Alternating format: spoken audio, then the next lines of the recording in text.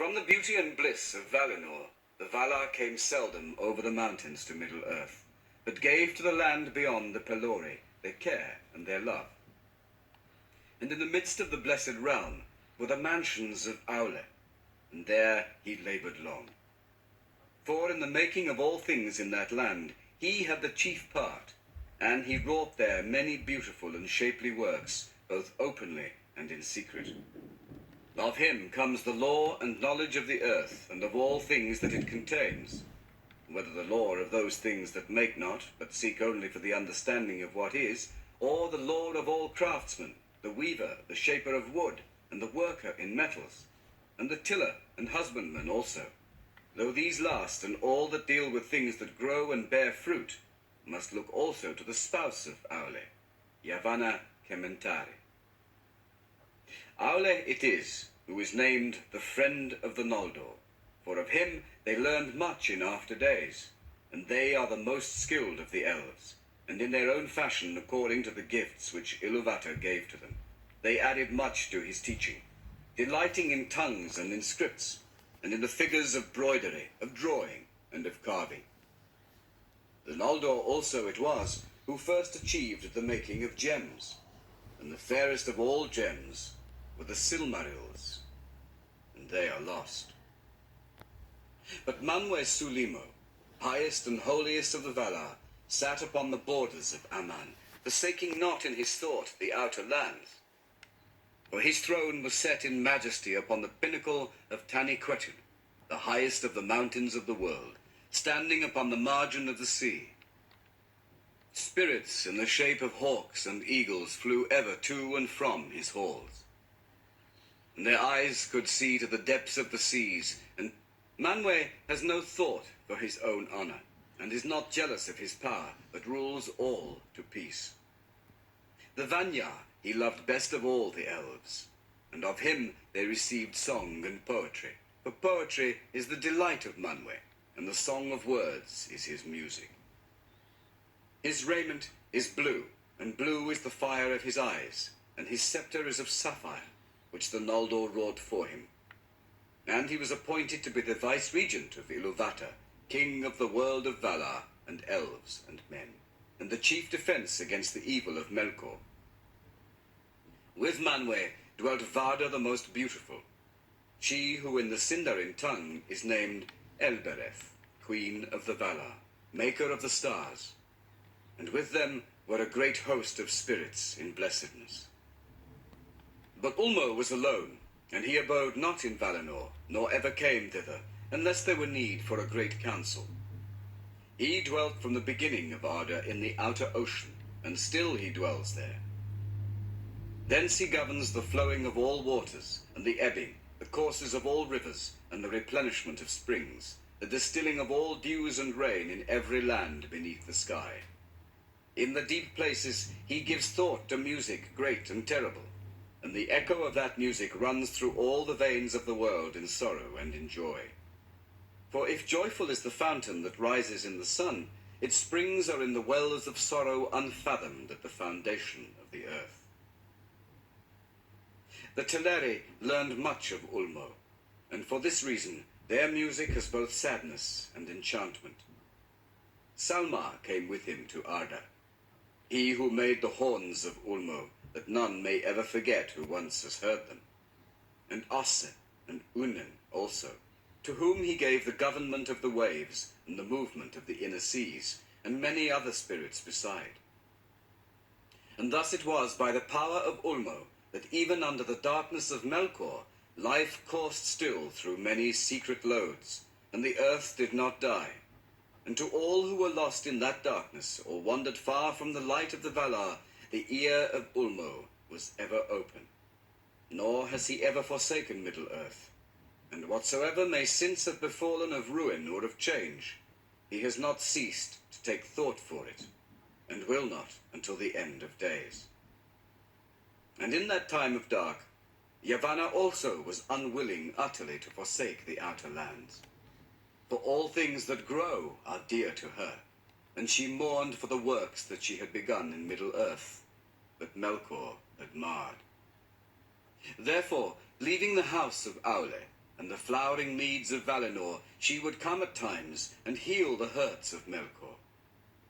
And returning, she would ever urge the Valar to that war with his evil dominion, that they must surely wage ere the coming of the firstborn. And Orome, tamer of beasts, would ride too at whiles in the darkness of the unlit forests. As a mighty hunter, he came with spear and bow, pursuing to the death the monsters and fell creatures of the kingdom of Melkor. And his white horse Naha shone like silver in the shadows. Then the sleeping earth trembled at the beat of his golden hooves. And in the twilight of the world, Orome would sound Valaroma, his great horn, upon the plains of Arda. Whereat the mountains echoed, and the shadow of evil fled away, and Melkor himself quailed in Utumno, foreboding the wrath to come.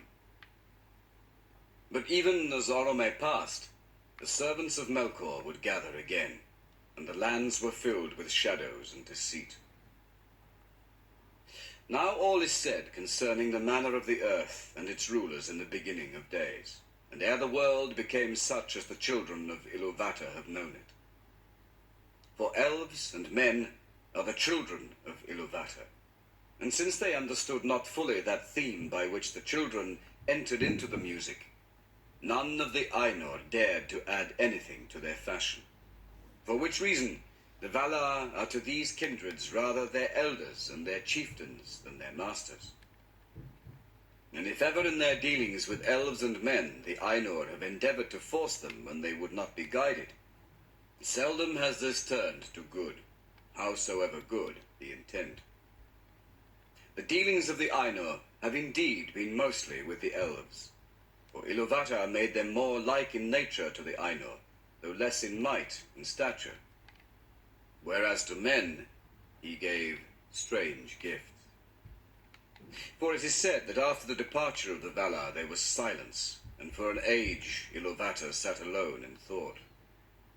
Then he spoke and said, "Behold, I love the earth, which shall be a mansion for the Quendi and the Atani. But the Quendi shall be the fairest of all earthly creatures, and they shall have and shall conceive and bring forth more beauty than all my children, and they shall have the greater bliss in this world. But to the Atani I will give a new gift." Therefore he willed that the hearts of men should seek beyond the world, and should find no rest therein, but they should have a virtue to shape their life amid the powers and chances of the world, beyond the music of the Ainur, which is as fate to all things else. And of their operation everything should be in form and deed completed, and the world fulfilled unto the last and smallest. But Iluvatar knew that men, being set amid the turmoils of the powers of the world, would stray often, and would not use their gifts in harmony. And he said, "These two in their time shall find that all that they do redounds at the end only to the glory of my work." Yet the elves believe that men are often a grief to Manwë, who knows most of the mind of Iluvatar.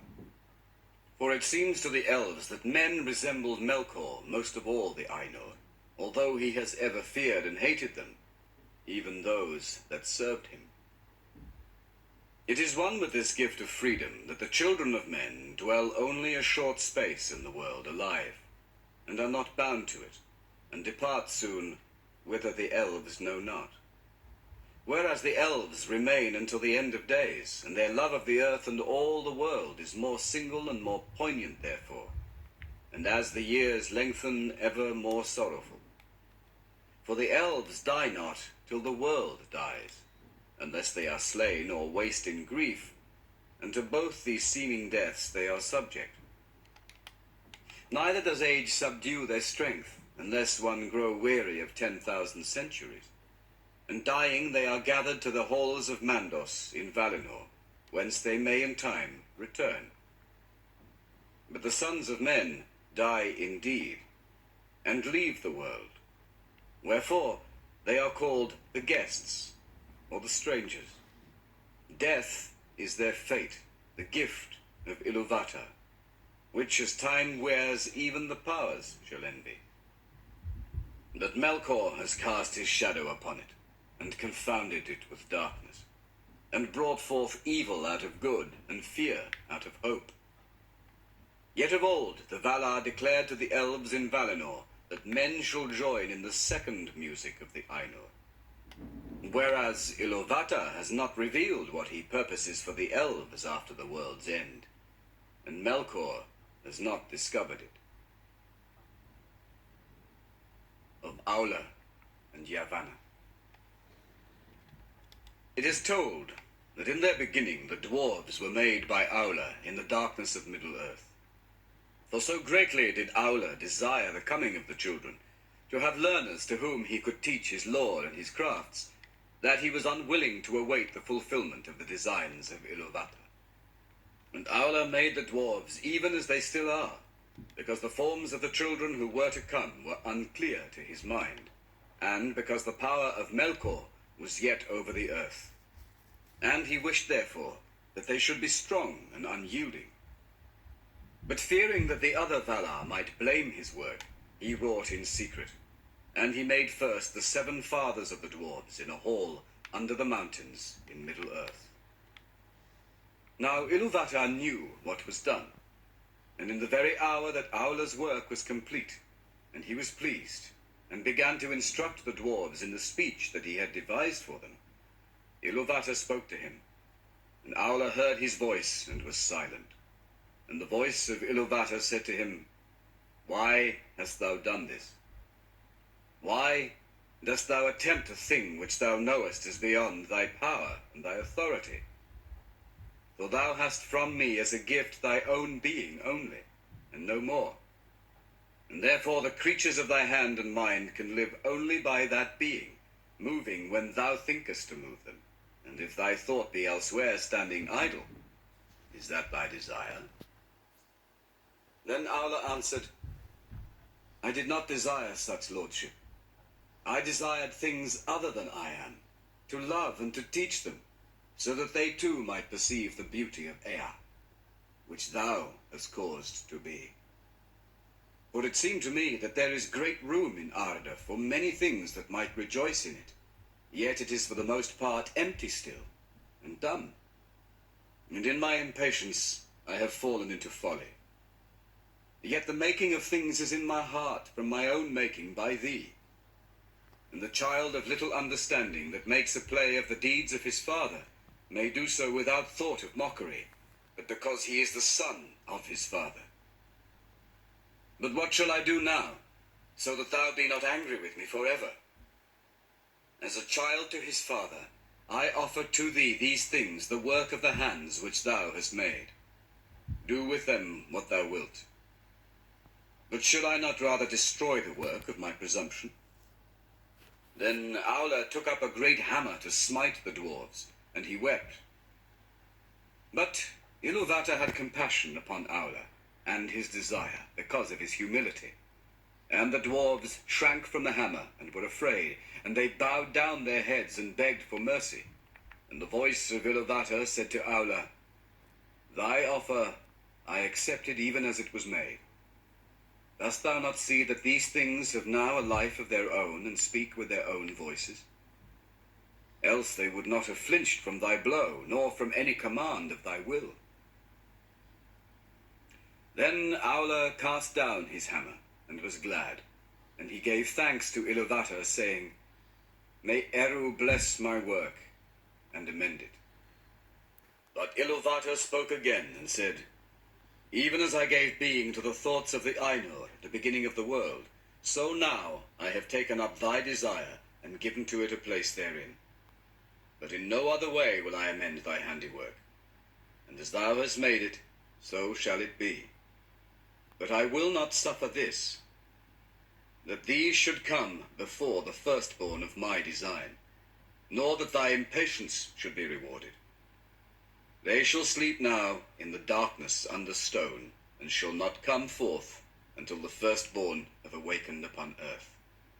And until that time thou and they shall wait, though long it seem. But when the time comes, I will awaken them, and they shall be to thee as children, and often strife shall arise between thine and mine, the children of my adoption, and the children of my choice. Then Aula took the 7 fathers of the dwarves, and laid them to rest in far sundered places. And he returned to Valinor, and waited while the long years lengthened. Since they were to come in the days of the power of Melkor, Aula made the dwarves strong to endure.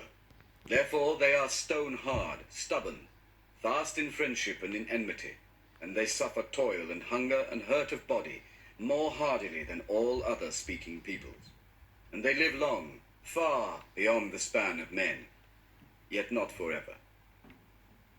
Aforetime it was held among the elves in Middle-earth that dying the dwarves returned to the earth, and the stone of which they were made. Yet that is not their own belief, for they say that Aula the Maker, whom they call Mahal, cares for them, and gathers them to Mandos in halls set apart. And that he declared to their fathers of old that Iluvatar will hallow them, and give them a place among the children in the end. Then their part shall be to serve Aula, and to aid him in the remaking of Arda after the last battle. They say also that the 7 fathers of the dwarves return to live again in their own kin, and to bear once more their ancient names, of whom Durin was the most renowned in after ages, father of that kindred most friendly to the elves, whose mansions were at Khazad-dûm. Now when Aula labored in the making of the dwarves, he kept his work hidden from the other Valar. But at last he opened his mind to Yavanna, and told her of all that had come to pass. Then Yavanna said to him, Eru is merciful. Now I see that thy heart rejoiceth, as indeed it may, for thou hast received not only forgiveness, but bounty. Yet because thou hiddest this thought from me until its achievement, thy children will have little love for the things of my love. They will love first the things made by their own hands, as doth their father. They will delve in the earth, and the things that grow and live upon the earth they will not heed. Many a tree shall feel the bite of their iron without pity. But Aula answered, That shall also be true of the children of Iluvatar, for they will eat and they will build. And though the things of thy realm have worth in themselves, and would have worth if no children were to come, yet Eru will give them dominion. And they shall use all that they find in Arda, though not by the purpose of Eru, without respect or without gratitude. Not unless Melkor darken their hearts, said Yavanna. And she was not appeased, but grieved in heart, fearing what might be done upon Middle-earth in days to come. Therefore she went before Manwë, and she did not betray the counsel of Aule, but she said, King of Arda, is it true, as Aula hath said to me, that the children, when they come, shall have dominion over all the things of my labor, to do as they will therewith? It is true, said Manwë. But why dost thou ask? For thou hadst no need of the teaching of Aule. Then Yavanna was silent, and looked into her own thought, and she answered, Because my heart is anxious, thinking of the days to come. All my works are dear to me. Is it not enough that Melkor should have marred so many?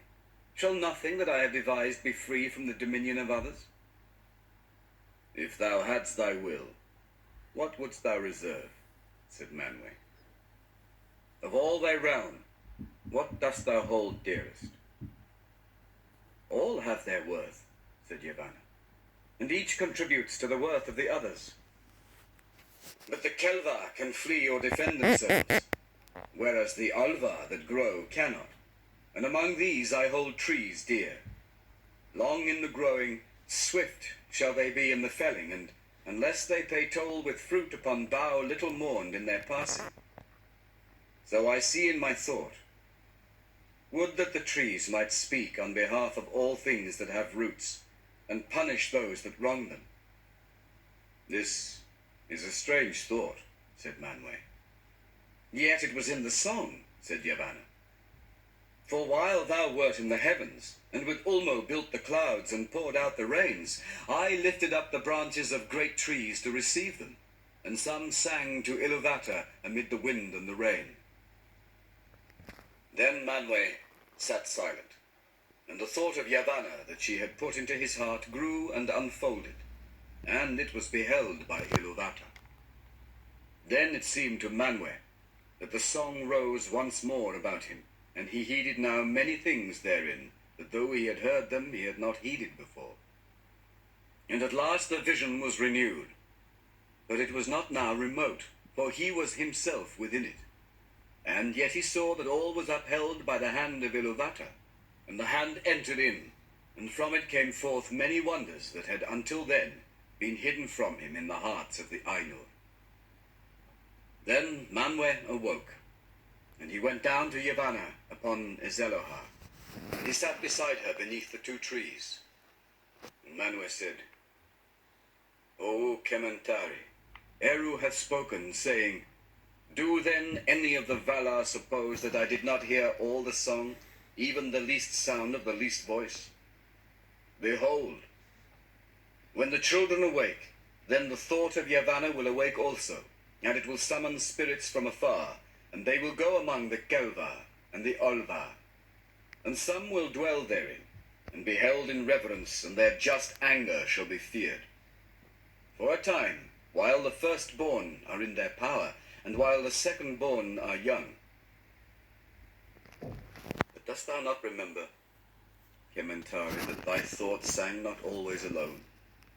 Did not thy thought and mine meet also, so that we took wing together, like great birds that soar above the clouds?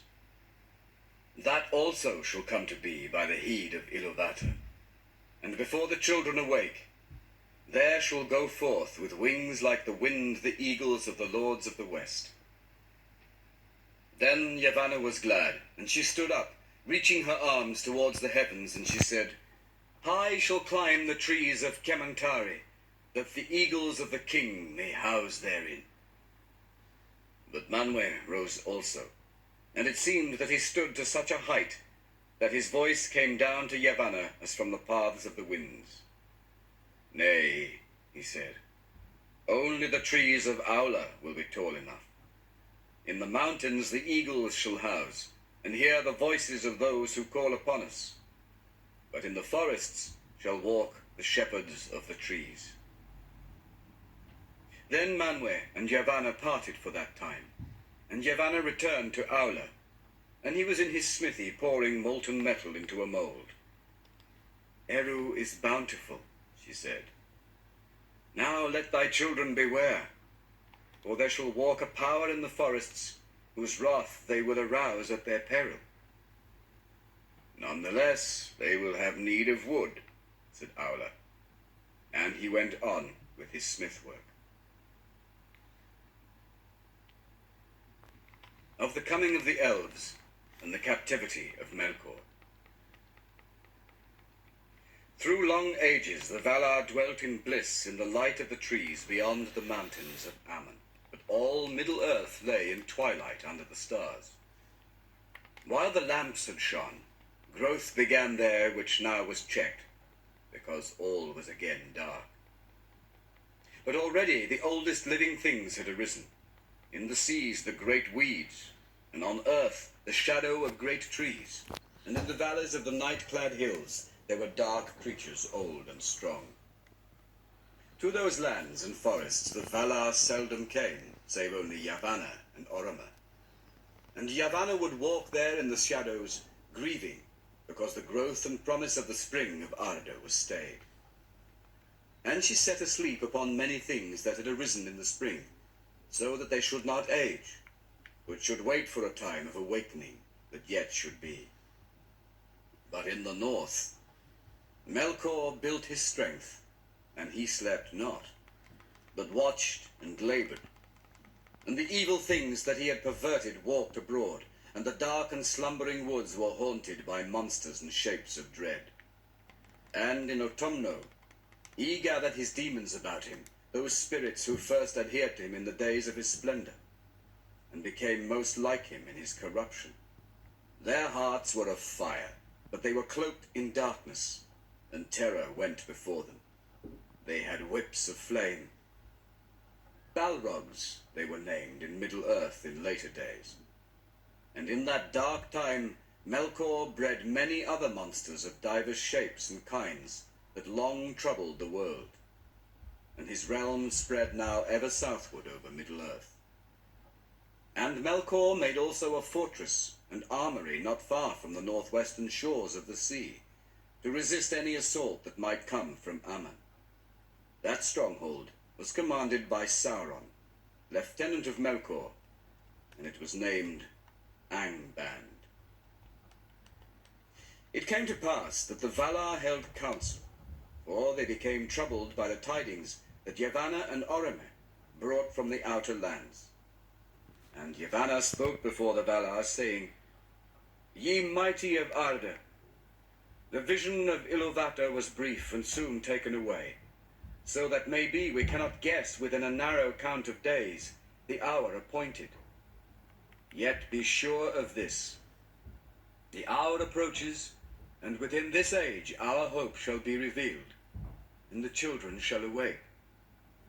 Shall we then leave the lands of their dwelling desolate and full of evil? Shall they walk in darkness while we have light? Shall they call Melkor Lord while Manwë sits upon Taniquetu?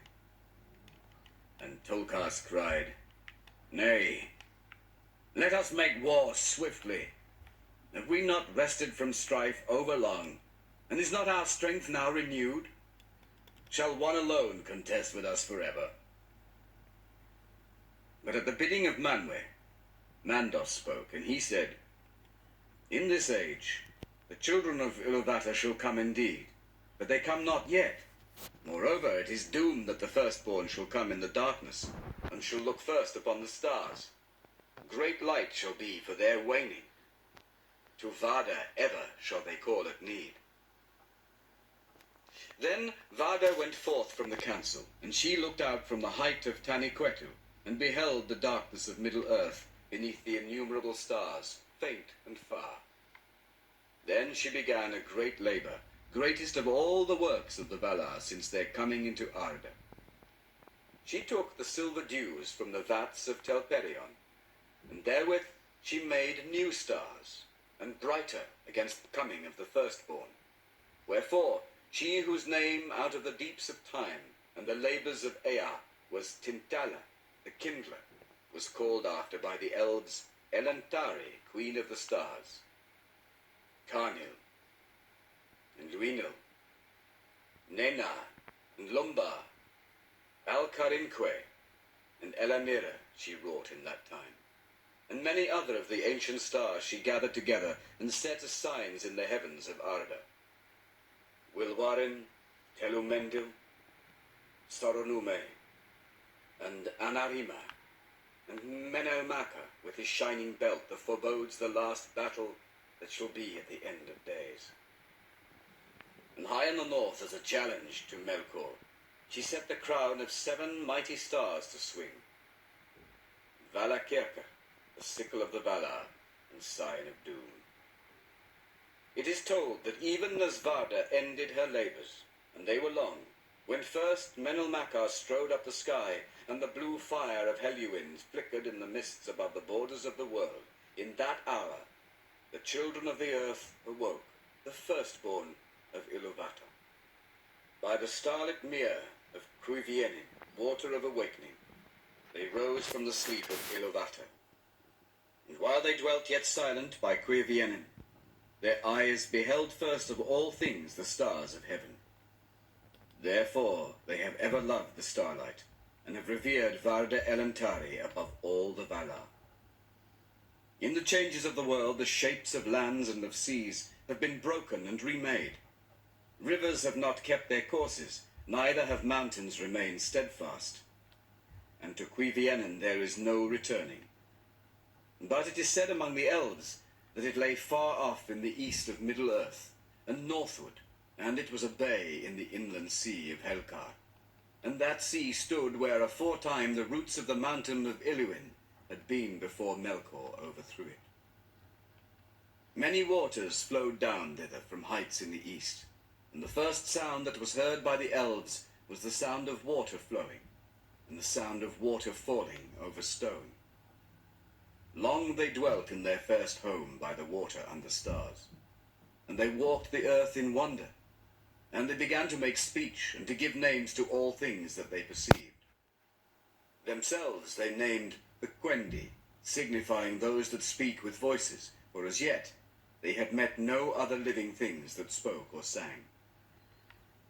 And on a time it chanced that Orome rode eastward in his hunting, and he turned north by the shores of Helkar, and passed under the shadows of the Araucani, the mountains of the east.